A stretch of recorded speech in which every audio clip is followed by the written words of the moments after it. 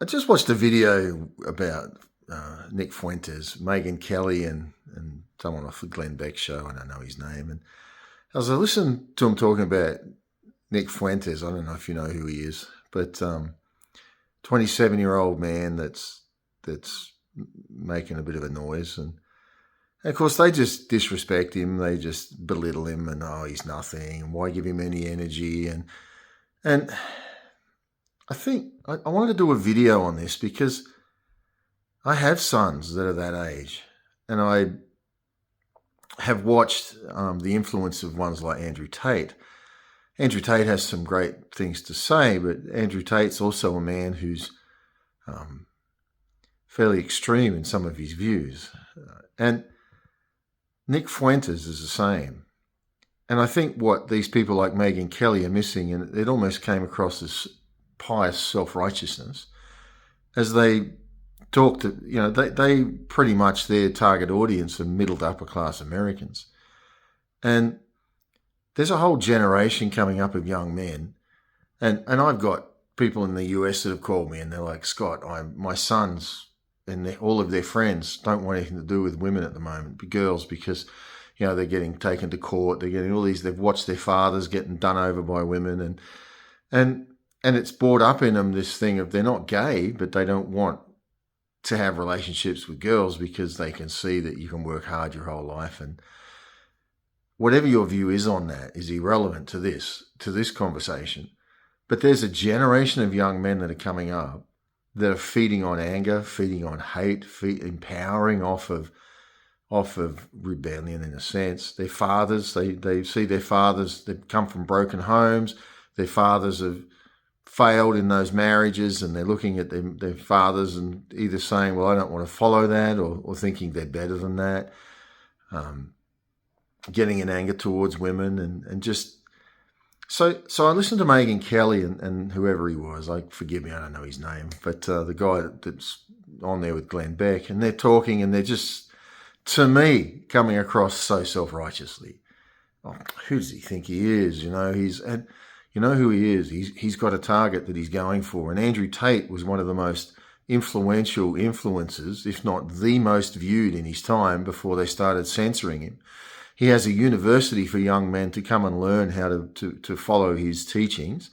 Many young men love him, feed off of him, and it's bringing up this generation. So what these Megan Kellys of the world don't see is by them doing what they've just done and saying, well, we don't want to influence a guy like that, they're actually feeding it, because these young men are looking and saying, remember, these are the leaders of tomorrow. These are the men that are going to run our world tomorrow.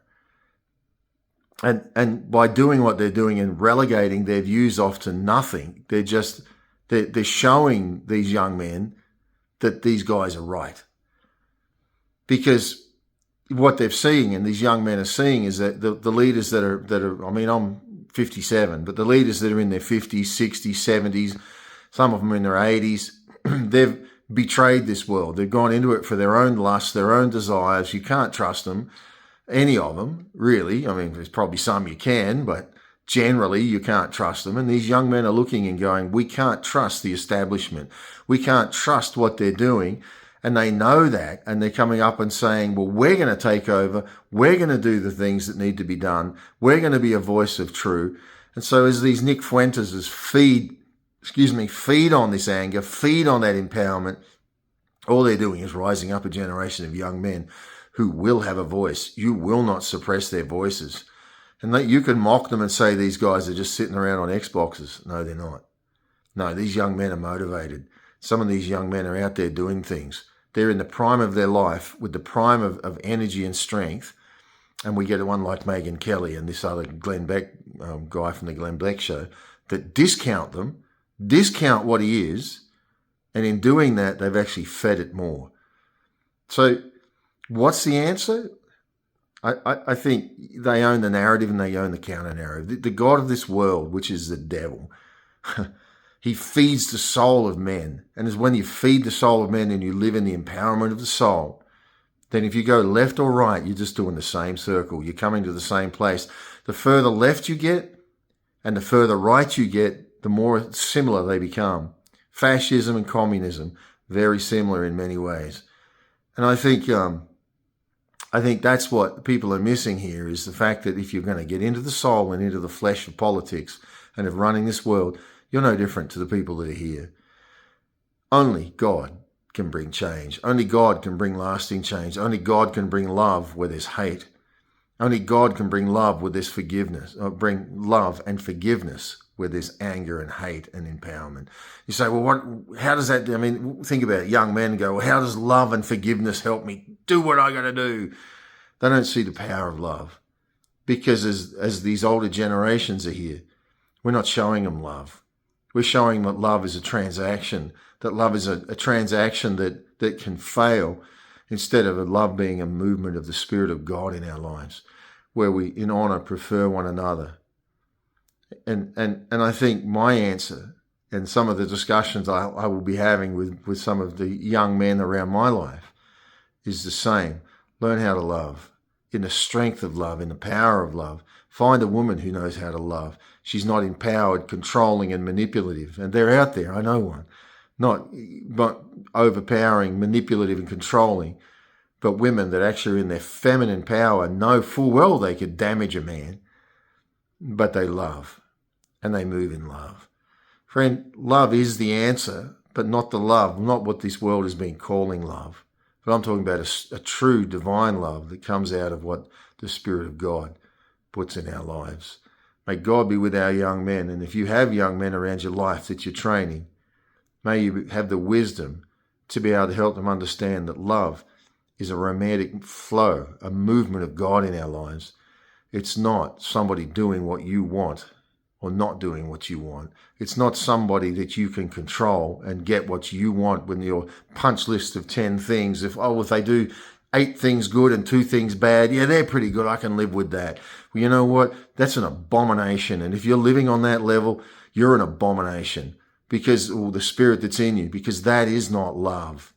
Love is a movement. I believe that's why we see sin in the Bible. I believe why Jesus put sin there to show us. He knew we'd all fail. He put sin there to say, look, you're going to fail, and that's where you're going to meet love. Because when you're a failure, I love you, he says. I don't love you because of what you've done good or what you've done bad. He said, I love you.